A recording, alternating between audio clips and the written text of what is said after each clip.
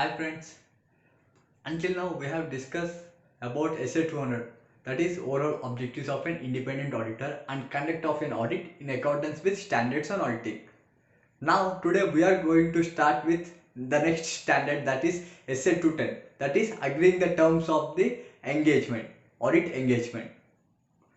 Now we will start with SA-210, that is agreeing the terms of audit engagement. What do you mean by that?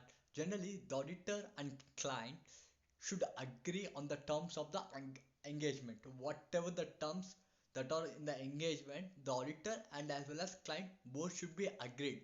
Okay, and the agreed terms would be need to be recorded in a audit engagement letter. Means whatever, means suppose as an agreement, suppose for example there is an agreement between auditor and client, those agreements should be in written form in the form of audit engagement letter. So what do you mean by engagement? Engagement is nothing but formal agreement or an arrangement to do something. So here in this case there is an arrangement between auditor and the client, so to do something, that is audit, to do the audit on certain terms and conditions. Generally, there is a possibility of communication gap with regards to many points between auditor and client. So, for example, scope of work. In auditor point of view, he assumes some scope. In management point of view, there will be some other scope.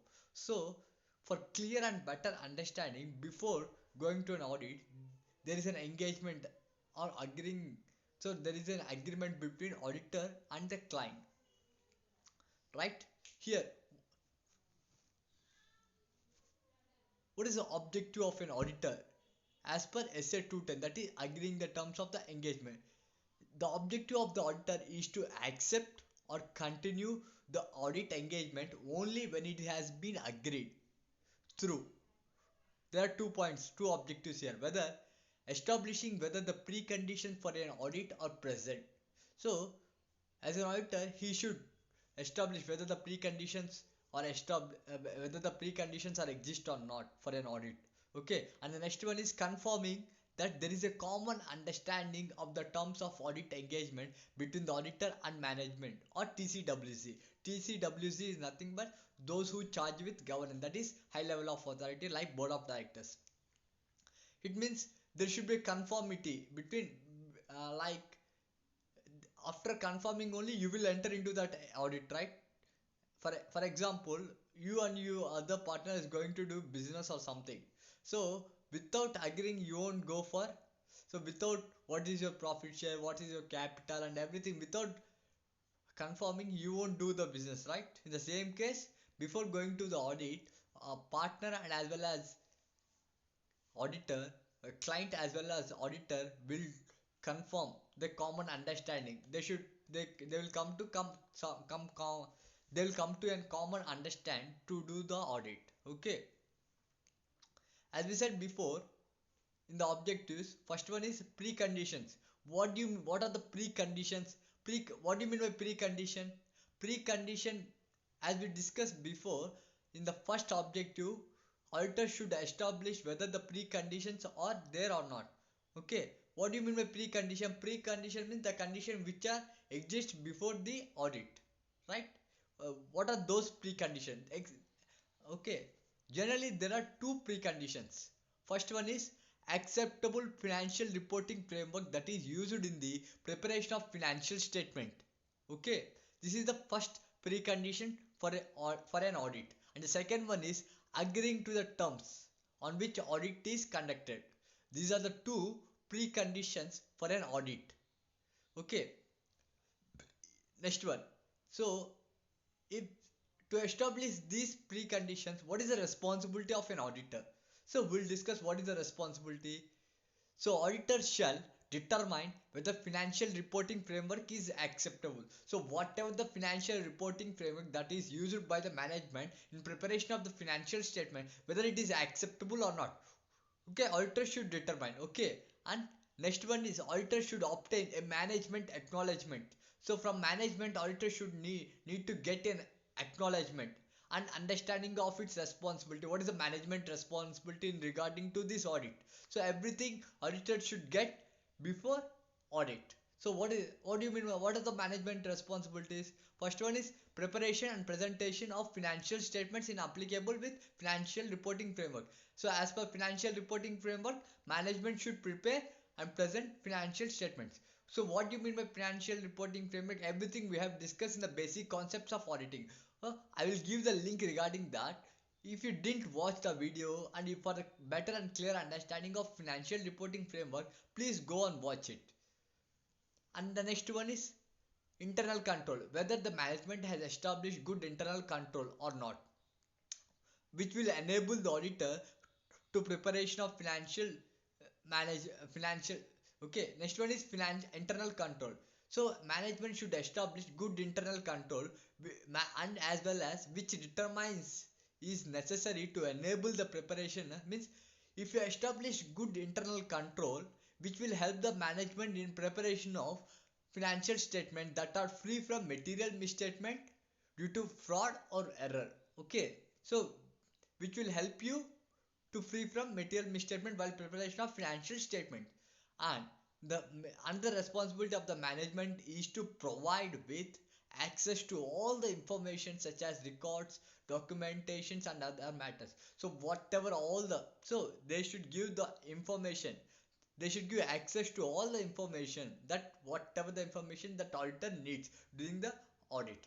The next one is additional information that the auditor may request from the management for the purpose of an audit. So for the purpose of an audit, if auditor needs any additional requirement, that additional requirement, that additional information that management needs to provide to the auditor.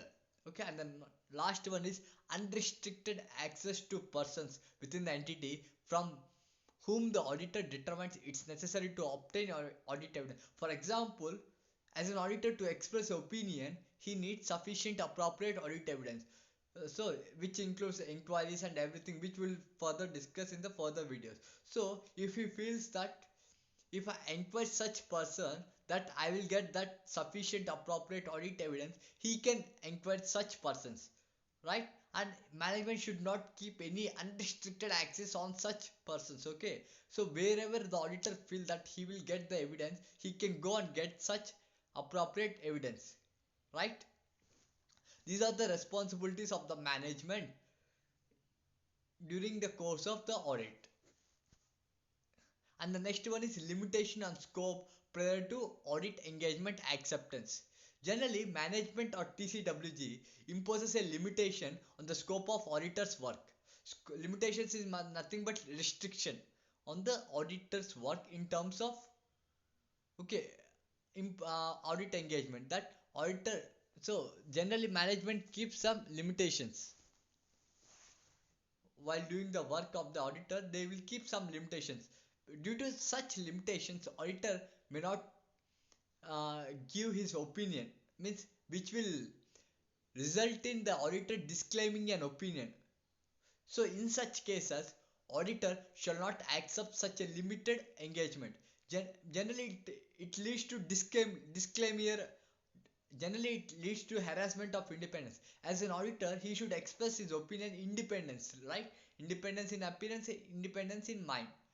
So when the management kept, okay, limitation on auditor, he cannot be independent. So when he is not independent, he cannot express his opinion independently. So in such cases, auditor should not accept such kind of audit engagement. So in such cases, he should reject. So he should not accept such audit engagement. Okay, generally it is therefore very important for both for the auditor and as well as client that each party should be clear regarding the nature of the engagement. So they should be properly documented in writing. So regarding the scope and everything, whatever that they are doing during the audit. Means before going to the audit, there should be a clear understanding between the auditor and the client. Okay, until now we have discussed about what do you mean by SA-200, that is agreeing the terms of the audit engagement and what are the objectives of the auditor regarding this standard. And next one is what are the preconditions, and the next one is what is the responsibility of auditor and responsibility of management during the preconditions of an audit. Okay, in the next video we are going to discuss about what do you mean by letter of engagement, or What are the matters that contained in a letter of engagement? Okay. For any more queries, please mention your comment in the comment box. Please like the video while watching and please subscribe to my channel for more updates. Thank you.